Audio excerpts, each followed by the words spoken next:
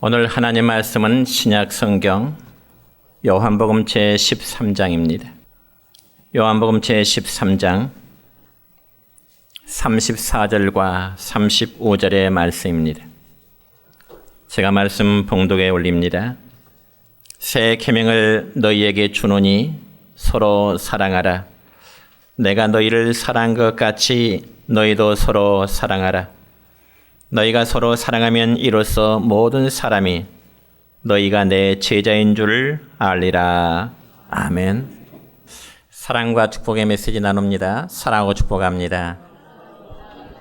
사랑하고 축복합니다.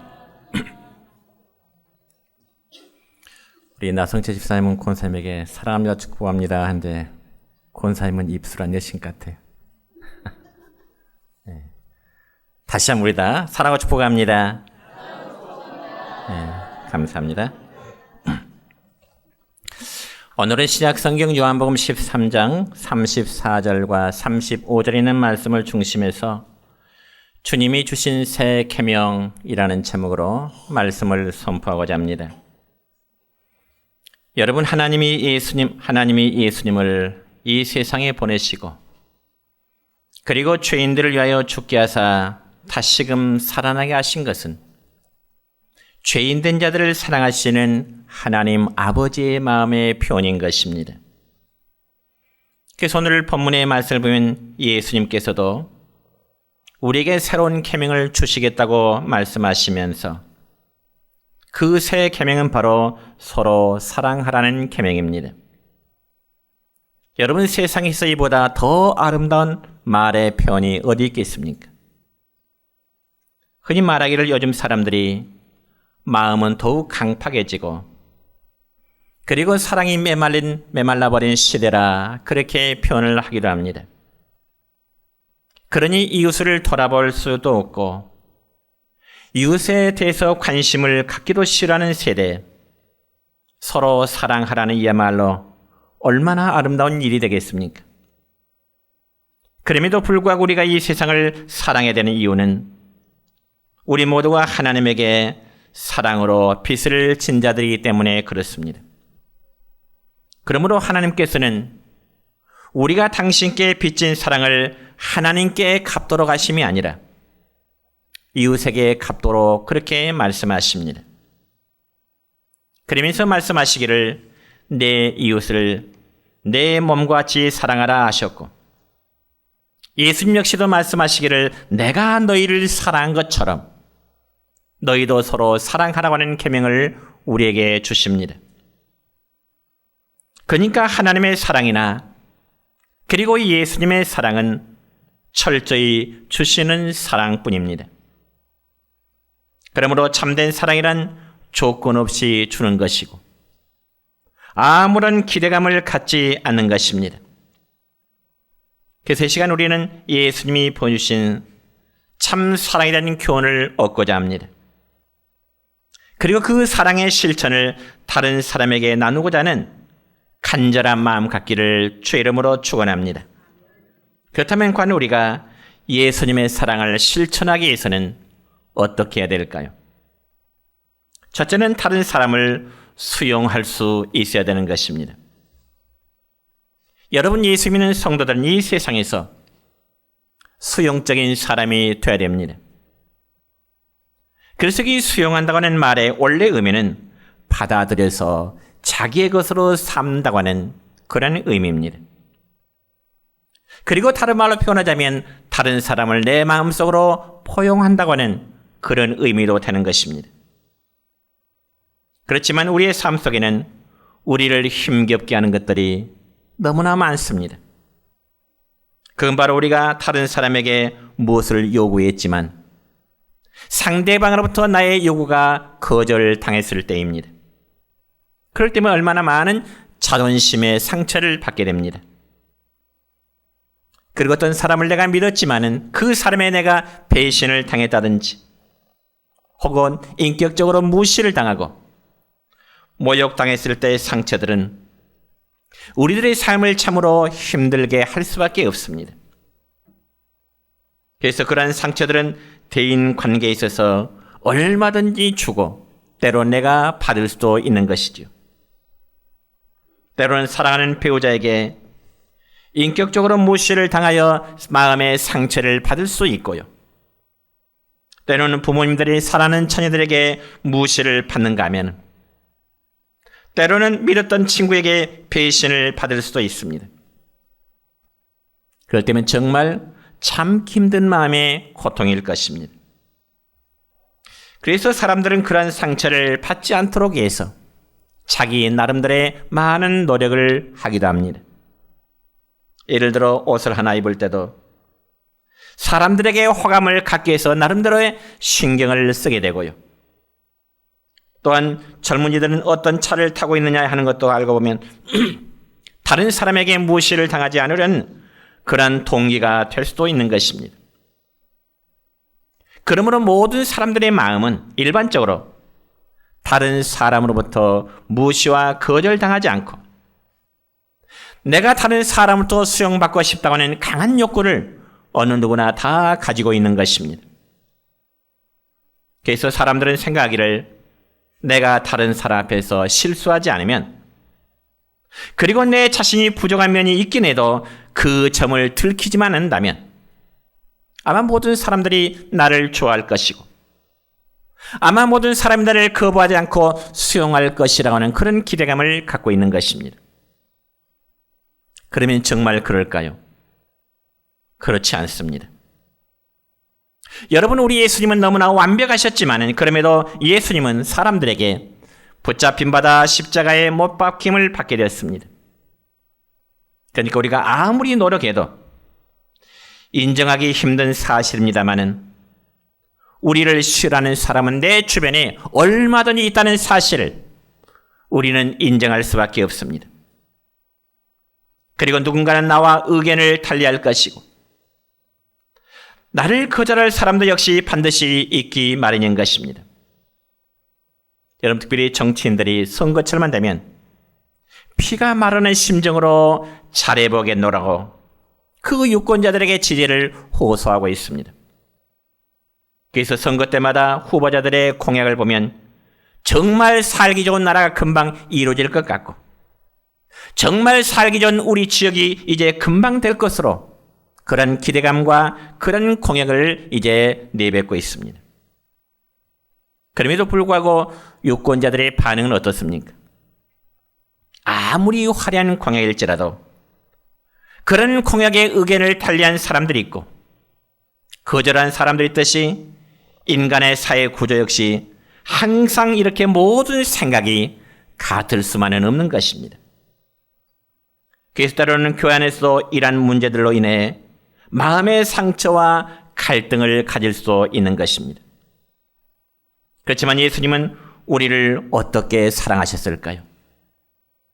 성경 요한복음 6장 37절의 말씀 보니까 이렇게 기록됩니다. 시작. 아버지께서 내게 주시는 자는 다 내게로 올 것이요 내게 오는 자는 내가 결코 내쫓지 아니하리라. 아멘. 그러니까 예수님은 우리가 아무리 부족해도 절대로 우리를 내쫓지 않으실 것이라고 이런 약속의 말씀을 주십니다. 이것은 조건적인 수용이 아니라 무조건적인 주님의 사랑 때문에 가능한 것입니다. 그러므로 신약성경 디도서 3장 7절에 보면 이런 말씀이 있습니다. 시작. 우리로 그의 은혜를 힘입어 의롭다 하심을 얻어 영생의 소망을 따라 상속자가 되게 하려 하심이라. 아멘. 그렇습니다. 여러분, 하나님이 우리를 수용하심은 그의 은혜 때문에 가능함을 믿으시기를 축원합니다. 다시 말씀드려 하나님께서 저와 여러분을 받아들이심은 우리가 변화했기 때문이 아니요 우리의 삶이 좀 더 나아졌기 때문이 아니라는 것입니다. 어쩌면 우리의 남은 생애 동안 죄 지을 것까지라도 하나님은 다 하신 분이십니다. 그럼에도 예수님은 우리의 행한 바에 의해서가 아니라 그분의 은혜 때문에 저와 여러분을 수용해 주신다는 사실을 믿으시기를 바랍니다. 그럼 우리는 여기서 수용과 동의에 대해서 우리는 구분을 할 줄 알아야 되는데 이 점을 좀 더 쉽게 말씀드리자면 여러분 신약성경 요한복음 8장의 말씀을 보면 이런 사건의 내용이 있습니다. 하루는 예수님이 성전에서 백성들을 가르치고 계시는데 서기관과 바리새인들이 한 여인을 끌고 왔습니다. 그러면 과연 그 여인은 어떤 여인일까요? 그녀는 가늠하다가 현장에서 붙잡힌 여인이었습니다. 한마디로 남녀간의 부적절한 성범죄 행위를 하다가 붙잡힌 여성이었습니다. 그런데 여러분, 모세의 율법에 의하면 간음죄는 용서받지 못해서 반드시 모든 사람들이 바라보는 앞에서 돌에 맞아 죽어야 했던 무서운 범죄가 바로 간음죄였습니다. 이 점에서 구약성경 신명기 22장 22절의 말씀을 보면 이런 말씀이 기록됩니다. 시작. 어떤 남자가 유부녀와 동침한 것이 드러나거든 그 동침한 남자와 그 여자를 둘 다 죽여 이스라엘 중에 악을 제할지니라. 아멘. 다시 말씀드려서 정상적인 배우자 관계가 아닌 상태에서 불륜의 행위자는 반드시 돌에 맞아 죽어야 하는 것이 바로 소위 모세율법의 정신이라는 것입니다. 왜냐하면 하나님은 선민 공동체, 악을 제거하고 하나님의 거룩한 백성에 대한 거룩성을 유지하시기 위함인 것입니다. 그렇기 때문에 요한복음 8장에 보면 당시 종교 지도자들이라고 하는 서기관과 바리새인들은 가늠하다 붙잡힌 여인을 예수님께 끌고 와서 이제 논쟁을 벌이고자 한 것입니다. 그럼 무슨 논쟁을 벌이고자 요구했을까요? 요한복음 8장 4절과 5절의 말씀을 보면 이런 말씀이 기록되어 있습니다. 시작. 선생이여, 이 여자가 가늠하다가 현장에서 잡혔나이다. 모세는 율법에 이러한 여자를 돌로 치라 명하였거니와 선생은 어떻게 말하겠나이까? 여러분, 예수님에게 이러한 질문하는 서기관과 바리새인들, 우리가 상상해 보건대 음흉한 미소를 지으면서 과연 예수님에게 어떠한 답변이 나올까 그런 심리로 기다리고 있는 것입니다. 왜냐하면 예수님이 묻는 그들의 질문은 순수한 마음에서 예수님에게 묻는 것이 아니라 예수님을 시험하고 예수님의 입에서 나오는 말씀을 이제 고발하고자 하는 그런 조건을 얻고자 하는 그런 동기 때문이었습니다. 여러분, 만약에 예수님께서 모세율법대로 가늠하다 현장에서 붙잡힌 그 여자를 법대로 돌을 쳐 죽여라 그렇게 말한다면 아마 예수님께서 그토록 가르쳤던 사랑의 가르침은 거짓이라고 할 것입니다. 그런 반면에 아무리 모세의 율법이지만 그래도 이 여자를 불쌍히 여겨서 용서해 달라고 한다면 당시의 서기관 바리새인들은 이 예수가 모세 율법을 어긴 자라고 또 고발할 태세입니다. 그러니 이렇게 대답해도 시비거리가 될 것이고 또 저렇게 대답해도 시비거리가 될 수밖에 없는 그런 상황이었습니다. 그자 예수님은 그들에게 말로서 대답하는 대신에 몸을 굽히셨습니다. 그리고 손가락으로 땅에 글씨를 쓰십니다. 그러면 과연 예수님께서 허리를 굽히시고 땅에 글씨를 쓰셨다 했는데 땅에 뭐라고 글씨를 쓰셨을까요? 물론 성경에는 주님이 땅에 손가락을 쓴 글씨의 내용을 밝히지 않고 있기 때문에 알 수가 없지만은 당시 분위기를 볼 때 아마 유대 종교 지도자들의 위선됨에 대해서 기록되지 않았을까 그런 추측을 해봅니다. 그러나서 주님은 일어나시어 여인을 고발하는 그들을 향하여 요한복음 8장 7절에 보면 이렇게 주님은 말씀하십니다. 뭐라고요? 시작. 너희 중에 죄 없는 자가 먼저 돌로 치라. 고발하는 너희들이 과연 죄가 없다면 모세 율법대로 돌을 들어서 이 여자를 치라. 주님 말씀하십니다. 그때 모든 사람들의 반응이 과연 어땠을까요? 성경에 보니까 하나 둘 살금살금 다 흩어져 버립니다. 왜 그랬을까요? 요한복음 8장 9절에 이렇게 기록됩니다. 시작. 그들이 이 말씀을 듣고 양심의 가책을 느껴 어른으로 시작하여 젊은이까지 하나씩 나가고 오직 예수와 그 가운데 섰는 여자만 남았더라. 아멘. 그러니까 너희들 중에 죄 없는 자가 먼저 돌로 치라는 예수님의 말씀 앞에 고발하는 모든 자들이 양심의 가책을 느껴서 떠나갈 수밖에 없었다는 것입니다. 그러자 주님이 그 여인에게 주신 말씀이 있습니다. 무슨 말씀이었을까요? 다시금 요한복음 8장 11절의 말씀입니다. 시작. 나도 너를 정죄하지 아니하노니 가서 다시는 죄를 범하지 말라. 아멘.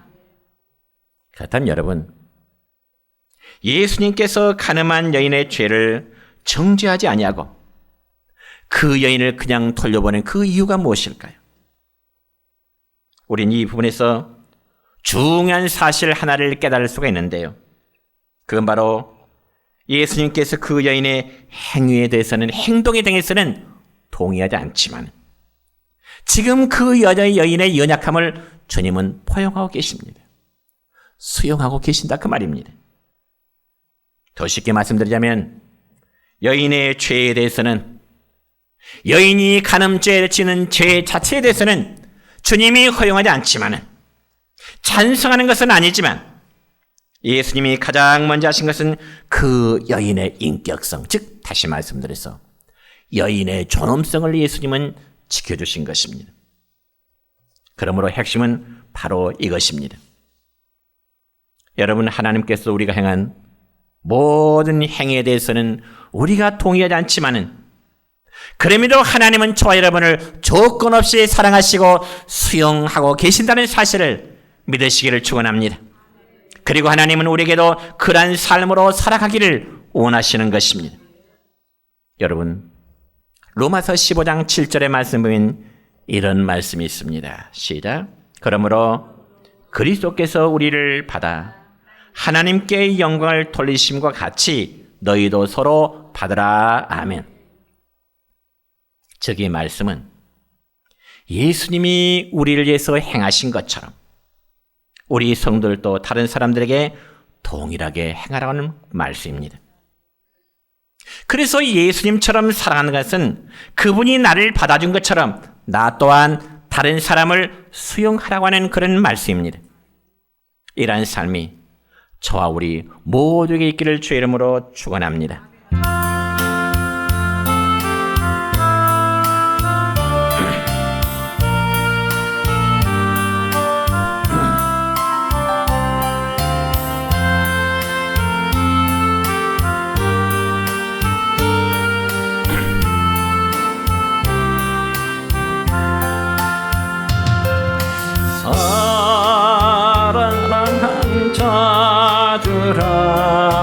우리가 서로 사랑하자. 사랑은 하나님께 속한 것이니 사랑하는 자마다 하나님께로 낫도다. 독생자를 예상해 보내심은 우리를 살리게 하시려 화목제로 보내셨도다. 화목제로 보냈도다. 사랑하는 자들아 서로 사랑하자. 사랑은 하나님께 속한 것이니 서로 사랑하면 서로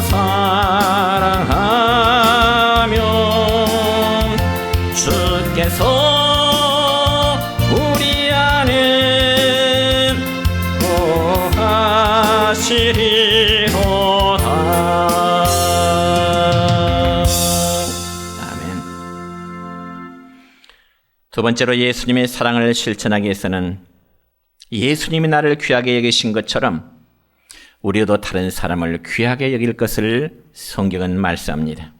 여러분, 우리 각자는 하나 앞에서 얼마나 귀한 존재일까요? 그리고 과연 우리의 가치는 과연 얼마나 될까요? 우리가 이 점을 알기 위해서는 사물의 가치를 결정할 때 두 가지를 보면 아는 것과 마찬가지인데, 첫째는 그것을 누가 만들었냐 하는 문제입니다. 누가 만들었느냐? 다시 말씀드려서 그 가치란 것은 만든 사람에 의해서 결정되는 겁니다. 예를 들어서 여러분, 제가 연필을 꺼내서 종이에 그림을 그린 것과 훌륭한 화가가 종이에 그림을 그리는 것, 스케치했다면 누구의 것이 더 가치가 있을까요? 두말할 나위도 없이 화가가 그린 그림의 가치가 훨씬 높게 나오는 겁니다. 왜냐하면 누가 만드느냐에 따라서 그 사물의 가치성은 달라지기 때문에 그렇습니다. 그렇다면 우리를 지으시고 우리를 만드신 이가 누구실까요? 당연히 하나님이 지으셨습니다. 믿습니까? 그러니 우리는 얼마나 귀한 존재들이냐 그 말이에요. 귀한 존재가 귀한 삶으로 살아가는 것이 하나님의 창조의 원리에 맞는 겁니다. 그러므로 디모데전서 4장 4절의 말씀 보니까 이런 말씀이 있네요. 시작. 하나님께서 지으신 모든 것이 선하매 감사함으로 받으면 버릴 것이 없나니. 믿습니까? 하나님은 쓸모없는 것을 만들지 않으십니다. 그리고 그분께서 우리를 만드셨기에 우리는 절대로 쓸모없는 존재가, 보잘것없는 존재가 아니다 그 말입니다. 여러분, 우리 모두는 하나님이 만든 위대한 예술 작품이라는 이 자부심 갖기를 축원합니다. 하나님이 나를 아름답게 만드셨고 여러분 각자를 하나님이 아름답게 창조하신 하나님의 위대한 작품인 것입니다. 비록 내 모습이 다른 사람들이 볼 때에 볼품이 없을지라도 우리 각자의 존재는 정말 하나님의 위대한 창조물인 것입니다. 그리고 두 번째는 가치는 어떤 대가를 지불했느냐에 따라서 결정이 되어지는 것입니다. 여러분, 이 점에서 신약성경 베드로전서 1장 19절의 말씀 보면 이런 말씀이 있습니다. 시작. 오직 흠없고 점없는 어린 양 같은 그리스도의 보배로운 피로 된 것이니라. 아멘. 그러니까 하나님은 우리를 위하여 최고의 가격을 지불하셨는데 그 최고의 가격이란 자신의 아들이신 예수님을 십자가에 못 박도록 내어주시는 것입니다. 그러니 우리 각자는 그만큼의 가치를 지니고 있음을 우리는 알아야 되는 겁니다. 특별히 하나님과 예수님이 우리를 얼마나 사랑하시는지 그 사랑을 우리에게 보여주는 말씀이 있습니다. 이사야 49장 15절과 16절의 말씀입니다. 시작. 여인이 어찌 그 젖먹는 자식을 잊겠으며 자기 태에서 난 아들을 긍휼히 여기지 않겠느냐. 그들은 혹시 잊을지라도 나는 너를 잊지 아니할 것이라. 내가 너를 내 손바닥에 새겼고 너의 성벽이 항상 내 앞에 있나니. 아멘. 여러분, 우리가 장차 천국에서 보게 될 유일한 흉터는요, 아마 예수님이 십자가에 못 박히신 그 상처, 그 흉터를 보게 될 것입니다. 그래서 예수님이 그 상처를 볼 때마다 우리는 예수님의 마음을 이해하게 될 겁니다. 그리고 천국에서 우리 주님은 당신의 손바닥을 우리에게 보이면서 아마 이렇게 묻지 않을까요? 너는 내 손바닥에 못자국이 보이느냐? 나는 너를 이만큼 사랑한단다. 내가 십자가에 못 박힐 때 생긴 이 흔적은 내가 너를 사랑하는 증거이니 이 사실을 네가 잊지 않았으면 좋겠다. 그리고 내 손바닥에 내가 너희들의 이름을 기억했다, 새겼단다. 왜냐하면 나는 너를 영원히 잊지 않도록 하기 위해서지. 그리고 엄마가 설사 자기의 아이를 잊을 수 있을지라도 나는 절대로 너를 잊을 수 없었단다. 그러니 내 상처를 볼 때마다 나의 사랑을 기억해다오. 여러분이란 예수님의 사랑을 깨달은 성도라면 과연 어떻게 우리가 살아야 될까요? 하나님이 저 여러분을 정말 귀하게 여기시고 하나님이 저 여러분을 사랑하신 것처럼 우리도 역시 다른 사람을 귀하게 여길 줄 아는 정말 신앙인다운 신앙이 되어야 될 줄로 믿습니다. 그래야 우리도 역시 다른 사람부터 귀하게 여김을 받게 되는 거죠. 그럼에도 다른 사람의 존재를 비하시키고 다른 사람의 존재를 무시한다면 자신도 역시 다른 사람으로부터 반드시 외면을 당할 수밖에 없는 겁니다. 그러므로 분명한 사실은 내가 다른 사람을 사랑하는 만큼, 내가 다른 사람을 인정하는 만큼 자신도 다른 사람부터 사랑과 인정을 받게 될 줄로 믿습니다. 세 번째로 예수님께서 나를 용서함같이 우리는 다른 사람을 용서하자는 사실입니다. 저는 어렸을 때 주일학교에 그렇게 열심히 다니지는 않았지만 그래도 주일학교 다니면서 선생님들에게 배운 그 가르침의 기억이 있는데요. 제가 주일학교 다닐 때 교회 선생님들이 하나님이 굉장히 무섭고 두려운 분이라는 그런 인식을 많이 이제 받은 것 같아요. 하나님 무서운 분, 죄를 지으면 큰 벌을 주시는 분. 어릴 때 주일학교 다니면서 주일학교 선생님이 그걸 강조하니까 죄를 지으면 큰일 나는 사실만 가르치지 죄에 대한 회개 문제는 그렇게 가르치지 않은 것 같아요. 지금 생각하니까. 그래서 죄를 지으면 하나님께서 벌하신다고 하니까 정말 그대로 받아들였습니다. 그리고 죄를 지으면 당장이라도 하나님이 벌을 내리실 것만 같은 그런 마음이었습니다. 그래서 어릴 때 부모님에게 거짓말을 하면 정말 컴컴한 구석진 방으로 가서 하나님 용서해 주세요. 부모님은 신앙생활을 하지 않지만 내 스스로 거짓말하면 정말 구석진 방에 들어가서 하나님 용서해 주세요. 그렇게 회개의 기도를 한 적이 있습니다. 어릴 때 혼자 눈물을 흘리면서요. 그러나 우리가 구약성경 이사야 43장 25절의 말씀 보면 제가 믿는 하나님은 꼭 그런 하나님만이 아니더라고요. 나중에 알고 보니까. 이사야 43장 25절의 말씀 볼까요? 시작. 나는 나를 위하여 내 허물을 토말하는 자니 내 죄를 기억하지 아니하리라. 아멘. 그러니까 여러분, 이 말씀을 보면은 하나님은 우리가 범죄할 때 우리에게 벌을 주시기 위해서 기다리는 하나님이 아니라 오히려 우리를 용서하시기 위해서 기다리시는 하나님이시더라고요.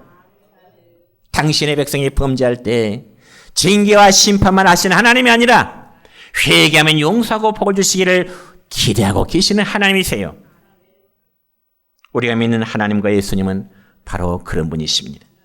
그렇기 때문에 신약성경 로마서 8장 1절의 말씀 보면 이런 말씀이 있습니다. 시작. 그러므로 이제 그리스도 예수 안에 있는 자에게는 결코 정죄함이 없나니. 아멘.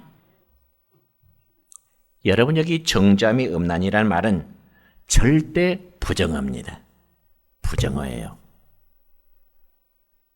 그래서 예수님 안에 믿음으로 살아가는 자에게는 그 누구도 우리에게 죄인이라고 정죄할 수가 없습니다. 왜냐하면 우리의 죄를 주님이 대신 담당해 주셨기 때문인 것입니다. 그렇지만 여기서 중요한 또 하나의 진리가 있습니다.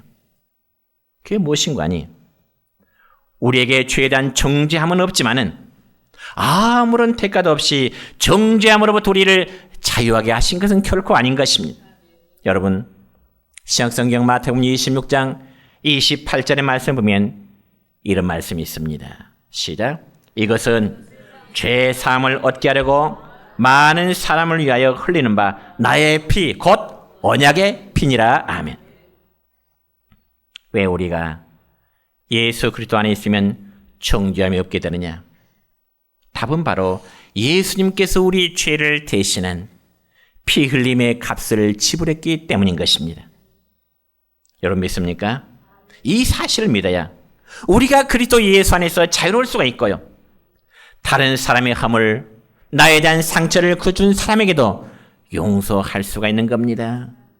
하나님이 내게 주신 그 사랑을 내가 입었기 때문에 나도 하여금 사랑의 실천을 할 수 있다는 거죠.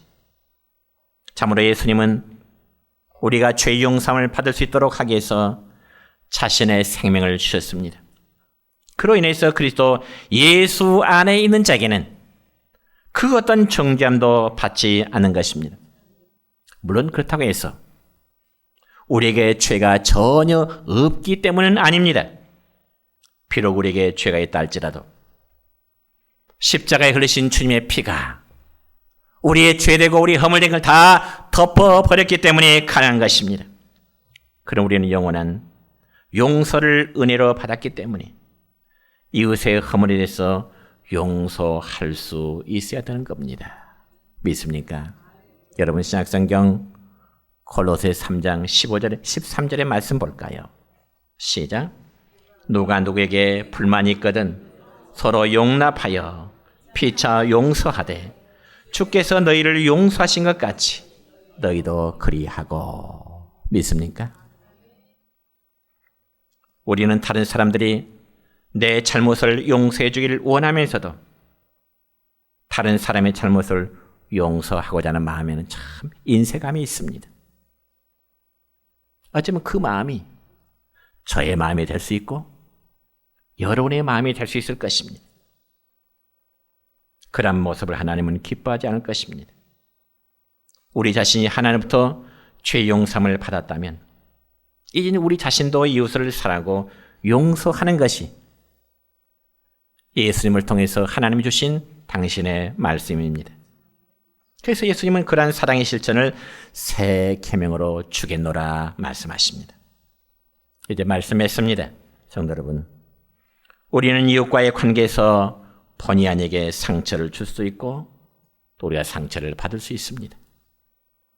그럴 때면 피차간 마음에 괴로움을 당할 수밖에 없지요. 그러나 오늘 본문 말씀에서 주님은 우리에게 말씀하시기를 내가 너에게 새 계명을 줄 텐데 서로 사랑하라. 그리고 그 사랑의 실천은 주님이 우리를 사랑하신 것처럼 너희도 서로 사랑하라고 말씀하십니다. 그래서 사랑의 실천으로 너희가 나의 참 제자임을 보이라. 이 말을 역으로 하자면 너희에게 사랑의 실천이 없다면 너희는 내 제자가 아니야. 그런 뜻입니다. 사랑의 실천자가 주님의 참 제자다 하는 말씀입니다. 이제 우리 모두는 주님의 새 계명을 우리의 삶 속에 실천한 우리 모두가 되시기를 주님의 이름으로 축원합니다.